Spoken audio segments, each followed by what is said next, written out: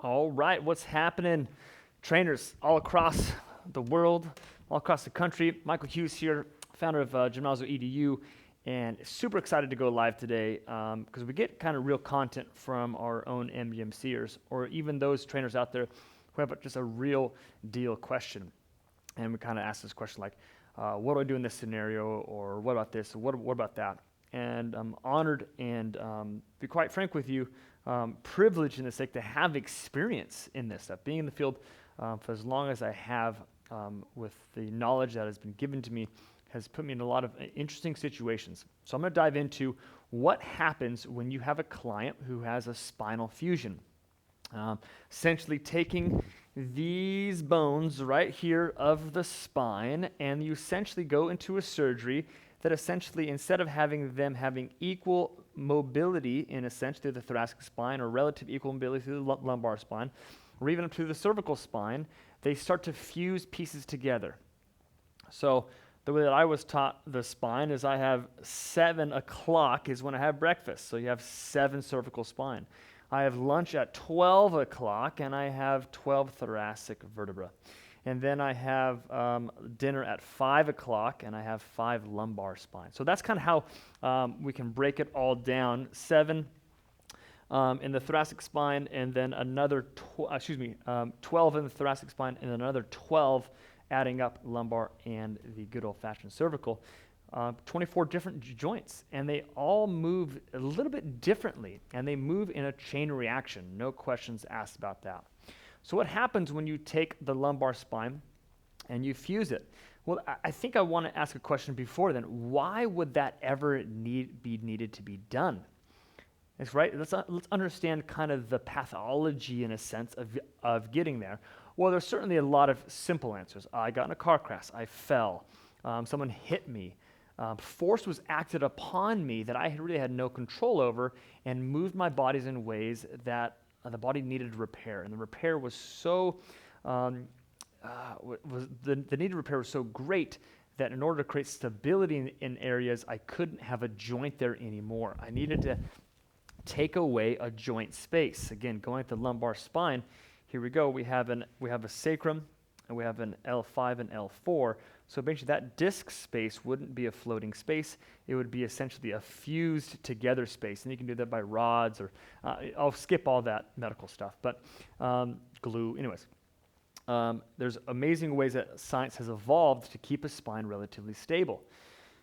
So what if you have a client who says, gosh, I have a spinal fusion and this is what the case is. So I always ask, again, how did that process come about? And typically, in the training and conditioning world, the process comes about like this. I just had lower back pain for years and years and years, and I was relatively active. I jogged, I ran, or in cases I played sports as a kid, and then I got a desk job, and and it just kept throwing out my back, and my back kept hurting, and the doctor said, orthopedics said, if we fuse those two together, we're going to eliminate the back pain.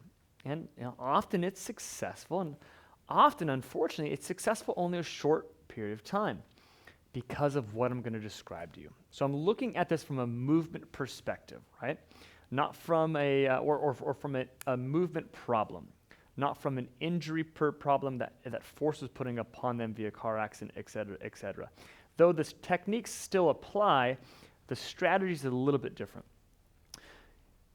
If a client comes to you with a lumbar cervical fusion, wow, I'm getting too excited, with a lumbar vertebra fusion, you have to ask yourself is why were those lumbars moving too much? Why were they hyperactive? Okay, same thing. I've worked with a client who had pretty much her entire thoracic spine fused.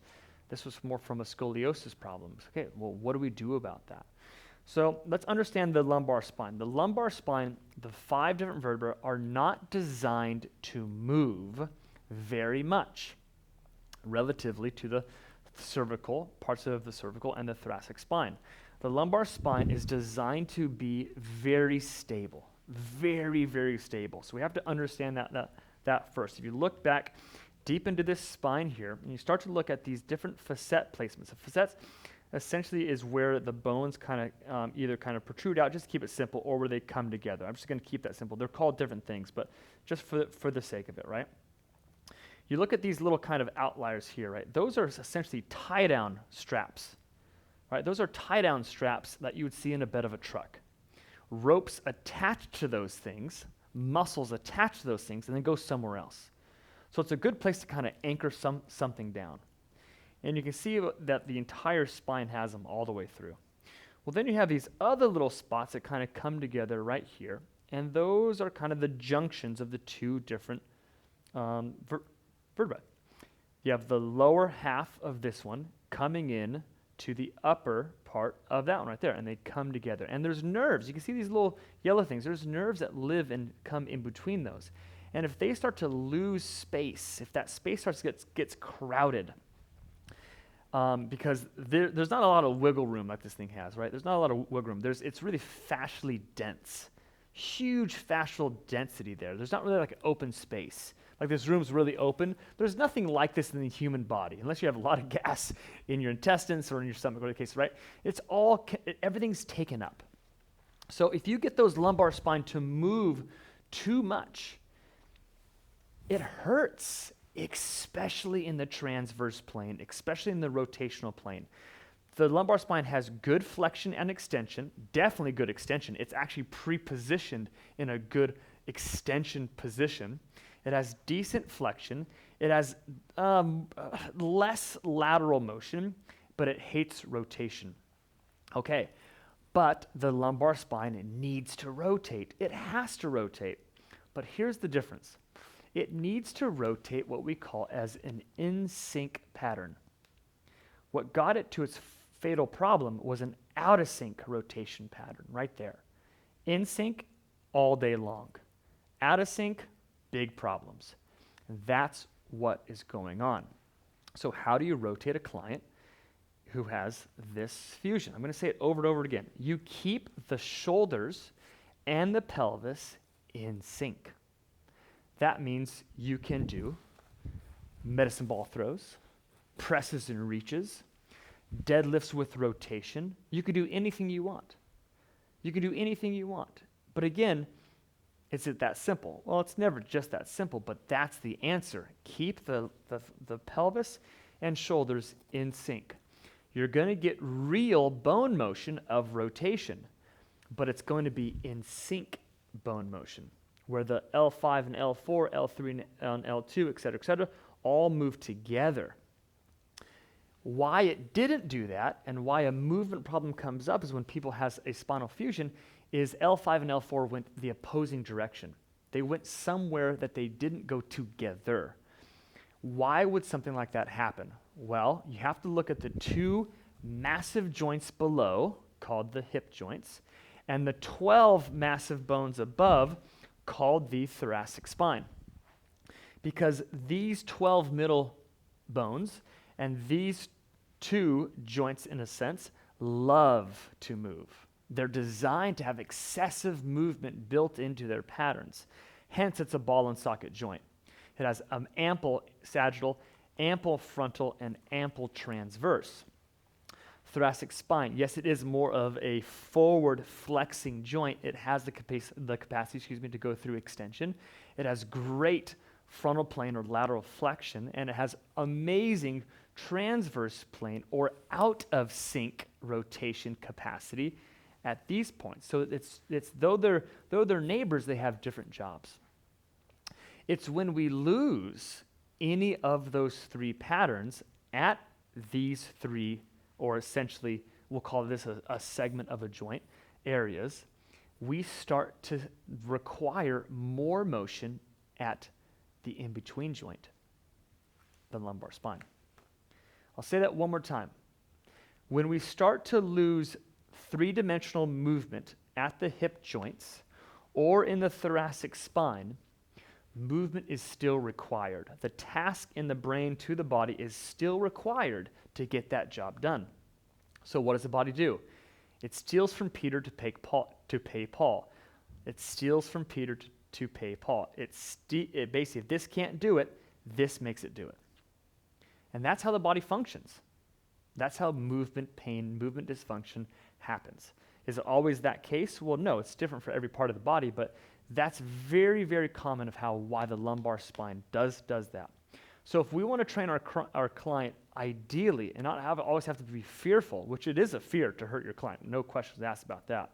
We want to gain access back of the two hip joints and the thoracic spine. Typically, from what I've found, most trainers fail to address the inability of internal rotation at the hip joint. Essentially, what we've been taught in traditional school is that motion pattern. But that is the fault at education. We are taught open chain internal rotation. Closed chain internal rotation on the right hip is this. That is from the pelvis. Internal rotation from the thoracic spine into the pelvis is this, driving through my upper body. Again, I'll show that one more time. A lower body drive into internal rotation at the hip is my foot coming across like this in some pattern. My upper body feeding into internal hip rotation at the right hip is this. Both create internal rotation at that right hip joint. But here's the problem. If my hip can't do that, but I still do it anyways, what else is going to do it? Well, the problem either goes to the lumbar spine or it goes to the knee. It probably goes to both, just the lumbar spine hit it more or it got worse. If my thoracic spine can't rotate, right, then who does it? Well, it either comes up to my cervical spine, to my shoulders, or goes to my lower back. It's very simple, right? It's simple to kind of look at it that way. What are the next available joints? Well, if those available joints aren't designed to do what the capable joint isn't doing, then it causes problems. So we need to provide soft tissue freedom around the entire hip joint at extension, at flexion, at abduction, at adduction, at external rotation, and at internal rotation, all 6 of them, and really in combinations. We need to provide soft tissue freedom, flexibility, fascial freedom at flexion of the thoracic spine, extension of the thoracic spine, lateral flexion, rotation right, and rotation left. And all those need to be pain-free at the corresponding joints that they surround. If you try rotation that hurts the lower back, is it lower back's fault? No. It's the thoracic spine's fault. Simply put. If you try to do a crossover karaoke step in a locomotion drill and that hurts the knee or the lower back, is the knee or lower back's fault? No. It is more than likely the foot or the hip or something like that. It's another joint. Who's the bully? You need to find the bully and get after the bully. Don't mess with who the bully's picking on. In the client's cases of a lumbar spine fusion, it is the lumbar spine is getting picked on. So this is where you get to have some fun. This is where you get to say, wait a minute, do I know how to use a foam roller? Oh, absolutely, I know how to use a foam roller. Well, then go after the different parts of the pelvis that would give more extension. Okay, that's going to be the quadriceps, especially the one that crosses the hip joint, and the hip flexor. Awesome. Maybe even the abdominals. Okay, what's going to give it more flexion? Cool. Let's go after the glutes. Let's go after the hamstrings and some inside thigh. Well, the inside thigh kind of covers the whole thing.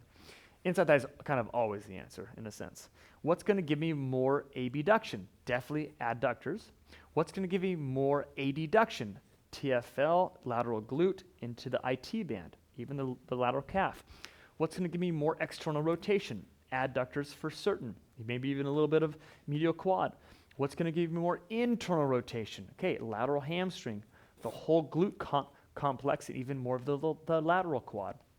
Okay, so those are going to help gain more. So you foam roll those spots, you stretch those spots, and then you retrain them to access that range of motion through a series of gentle progressive patterns, which I can go into whole detail about this later, on how to access those motion patterns. Okay, what about the thoracic spine? I don't have very good flexion. Then go after the extensors, loosen them up, get against a wall. If I don't have good extension, then go after the abdominals. Go after the anterior rib cage. Go after the pecs. Let those open up. I don't have good lateral flexion. Go after the lateral core, rib cage, serratus anterior, subscapularis, the rotator cuff muscles. If I don't have good rotation, the same muscles, just in a different access point. Stretch them out. Allow them to have the range of motion, and then retrain them to access that motion without causing the lower back to re-hurt itself. Again, that's where the detail comes in. That's where it's a whole other video, which I'll be happy to cover based upon your guys' comments and questions. So, what if you do none of that? You say, Michael, I don't have time for that. I got to train somebody. They don't even want me to work on any foam rolling. They came in to just work hard and put a fitness program together, and I got to do it. Well, this is what you do.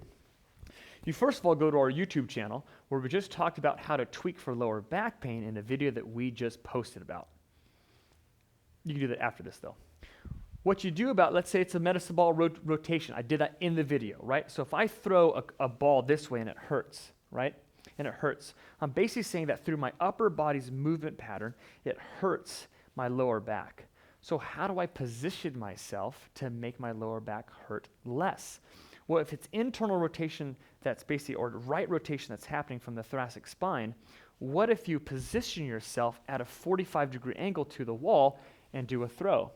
Well, basically, when I've ended that throw, I'm now ending at more of a 0-degree angle than at a 90-degree angle.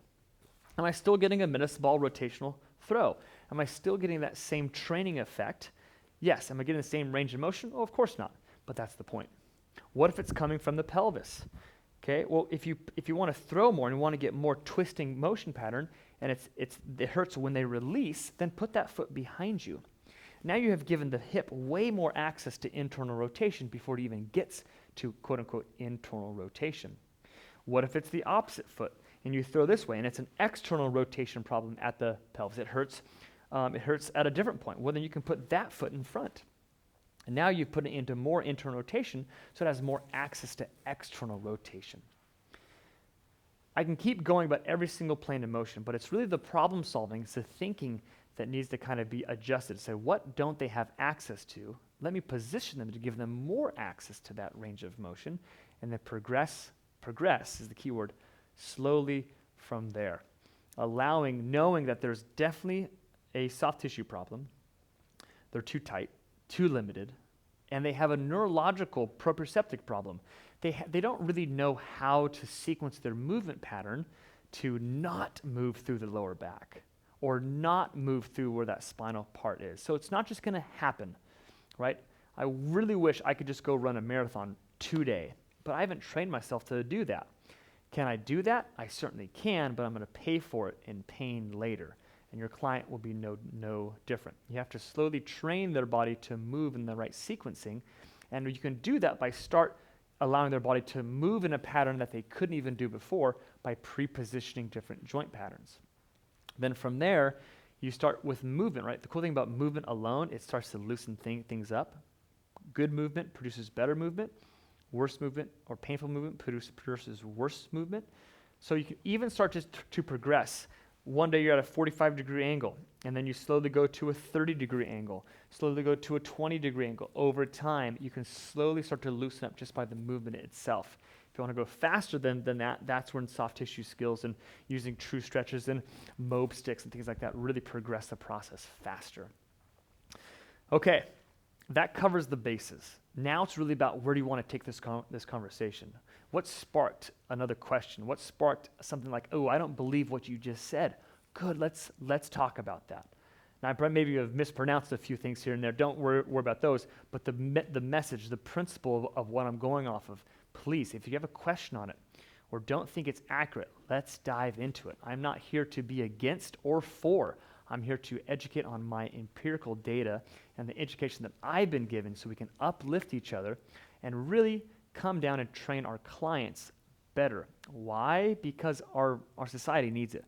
We are very, very sedentary lifestyle, and it's really messing up our entire healthcare system. It's ruining it, matter of fact. And there's so many situations that have happened in the last year and a half that has proven that. So we are the forefront of preventative health. We are the forefront of the healthcare system. We have the sick care system very well figured out. We're dialed in on that, hence the spinal fusion. What about preventing someone from even getting there or avoiding them from getting worse? That's what we want to share. That's what we're here to do. And that's what I'm going to do the rest of my life doing. So ask some questions, throw some comments in there, and I really appreciate you guys' time and your questions. And we'll see you next time.